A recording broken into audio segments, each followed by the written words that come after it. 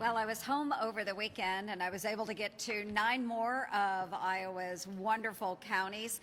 And top of mind for all of our folks back home, just in the conversations and the town halls that I had, was, of course, inflation and Washington's spending. And folks, Iowans are very common sense people, and they know that their wallets are shrinking because of what's happening in Washington, D.C.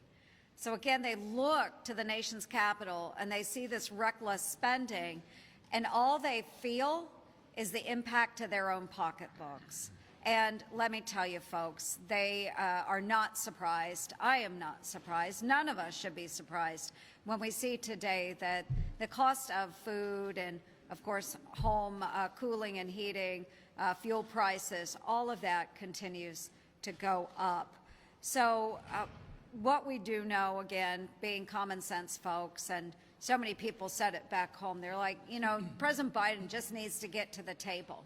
He really does need to negotiate.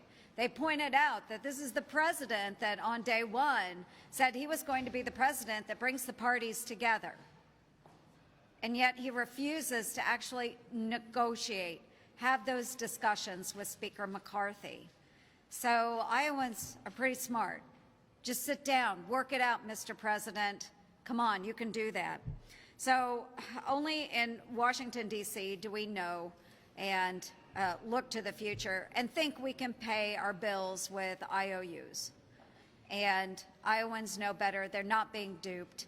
They need the president to work this out with Kevin McCarthy, and we need to focus on reining in our spending, at the same time easing the pressure on Americans' pocketbooks. So let's get to it, Mr. President. Let's bring the parties together.